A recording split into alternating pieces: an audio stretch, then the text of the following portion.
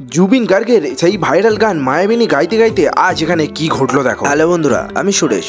হাওড়া জেলা আমতা শহরে আমার বাড়ি। দিনটা ছিল ভাই শনিবার, প্রায় রাত্রি 9টা নাগাদ সজল, রাকেশ, আমি আর বিশ্বজিৎ মিলে আমরা যাচ্ছিলাম হচ্ছে আমাদের গ্রামের এই জগদ্ধাত্রী পুজো দেখতে। প্রথমে এসে আমরা জগদ্ধাত্রী মায়ের দর্শন করি, আর আজকে এই মায়ের পুজো উপলক্ষে এখানে রয়েছে এক বিচিত্র অনুষ্ঠান, যেখানে গান নাচ থেকে রয়েছে আরো অনেক কিছু। আমাদের এই অঞ্চলে যদি একটাই জগদ্ধাত্রী পুজো হয়, সেই কারণে কিন্তু এখানে প্রচন্ড পরিমাণে ভিড়। আর এই পুজো মণ্ডপের পাশেই রয়েছে আমার এই বন্ধুর বাড়ি, তাই আর কি ওকেই চেপে ধরলাম মেলায় খাওয়ানোর জন্য। ভাই বেশি কিছু খাবো না, খাবো শুধুমাত্র 10 টাকা করে এই ফুচকা। আর এই ছোট্ট মেলা ফুচকার গাড়ি ছাড়াও রয়েছে কিন্তু এগরোল ও একটা খেলনার দোকান। মাঝে মধ্যেই হচ্ছিল এই আতশবাজি প্রদর্শনী। আর এতক্ষণ পর্যন্ত সবকিছু সুন্দরভাবে চললেও এই দাদা গান করতে ওঠার পরে পুরো পুজো মণ্ডপের কিন্তু মহলই বদলে দিয়েছিল। কেউ আর নিজের জায়গায় চুপচাপ বসেছিল না, যে যার মতো নিজের বডি দোলাচ্ছিল।